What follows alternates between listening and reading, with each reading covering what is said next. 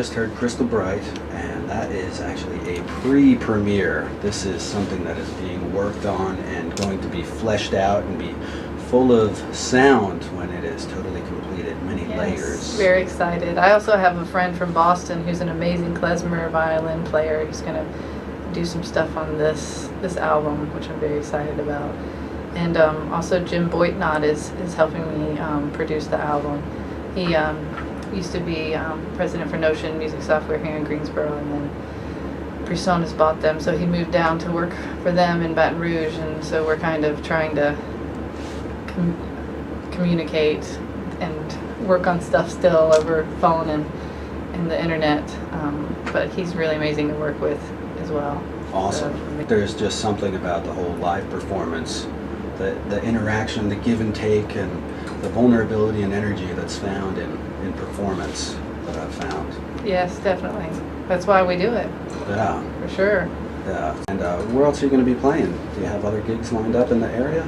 In the area? Or, well, even far and wide? Well, actually, right after the Blind Tiger show, well, actually, first of all, let me mention this. Friday, at the Listening Loft, Brad and Tammy's Listening Loft in Reedsville, which is where I live right now, in Reedsville, we do listening shows there, parties, and people bring food to share and drinks, and it's an amazing, really open space. Really? And we've played there a few times, and we've had a lot of other bands, mostly all bands that I've played with or have met on the road, and that do it for a living. So it's trying to support the active artist in this. And England in 1819 is a band that we met on the road. They're from Baton Rouge, and it's two brothers, and it's kind of electronic, synthy stuff, kind of mixed between Sigur Rós and Radiohead. His voice is really ethereal and amazing. Cool. And they do synth stuff, and they're also going to be doing some acoustic stuff, but his voice is just amazing, and his brother Dan plays, and they both write the songs, and he plays French horn as well, live. Nice. And I'll be singing with them and playing some instruments maybe, but... How many instruments do you play? Well, or faking. Proficiently, enough to fool the listener. Probably 5 or 6. Yeah. Cool. It's, from studying ethnomusicology, I get to pick up a lot of different instruments from around the world, and ethnomusicology. Yes. So does that include the banjo? It can if you want. Really? I know. But I don't really play in banjo. Okay, well, hey, that's fun. I play the vihuela, which is a little Mexican guitar. I used to play in a mariachi band. Oh, really? Mm-hmm. Did you have like the ruffled shirt and the sombrero as well? I did have the jacket. Oh, really? Mm-hmm. Nice. I do have one. Like still. satin? I don't know what it's made out of. No. Maybe the little embroidery stuff is satin. The patent leather boots?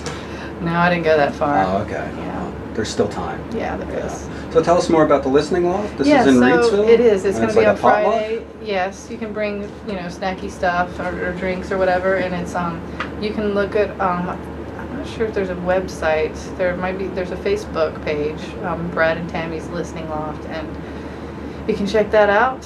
And it'll be around doors at 7 or 8.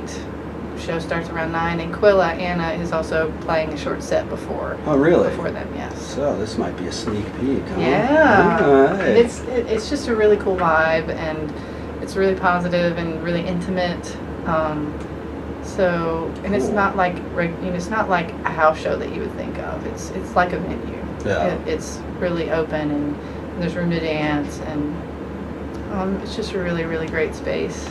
Nice. Mm-hmm. And this is like, I've never heard of this before, so this is kind of like a secret for whoever is listening right now out there. Hey, this is an opportunity for some very intimate music experience. Well, the house concerts are getting bigger and more popular around the country, and probably the world too, because it's really a way to support the artist and not have to compete with the venue on like making money. I mean, usually all the money goes to the artist, and it's unlike any other kind of experience musically, because it's so intimate and it's so one-on-one, and well, it's a lot like getting back to the days of old when the musicians would roll into a town and with their I forget what the term is, not musicians, the minstrels, Mm-hmm. when they would come to town and set up and look for a place. Yeah. And, it tended to be like a community experience. Yeah. Everybody's going to go to whoever's house or to the community area and check out whoever's traveling through. Right. It's like a mini concert series. Yeah. Really, yeah. Yeah, I know that there have been a couple of radio stations and video shows that have kind of capitalized on that in years gone by. I know that there was a show called The Loft at one time, and they would it was essentially like a big living room, and they would have a couple microphones and just have bands come in that were up and coming or have established a name for themselves, and Mm-hmm. they just got an opportunity to play in an organic environment. This Yeah. sounds like, hey, anytime food's included, I know, in. right? Yeah. Yeah. And next, I think it's March or April. It must be April or May, actually. The Old Ceremony is coming to play out of Durham, Chapel Hill area, and they've been around a long time and are pretty well established. We played a couple times with them in Raleigh. They'll be at the Listening Loft. Cool. So and then we'll do probably do a CD release show there in the fall or so, or late summer. But and then Saturday at the Blind Tiger, we're doing the female artist takeover. There's lots of shows going on and lots of things all over town all weekend. I think Amelia's Mechanics is doing a reunion show Friday as well. Really? Yes. How great is that? Mhm, mhm. And Yeah. you can see that on the website, the Female Artist Collective. Yeah, and Casey Horton, actually, I believe she has a show here still on WQFS. Oh yeah? She was doing the Wednesday morning. I know last semester I think she was Wednesday morning 8 to 10 or 10 to 12.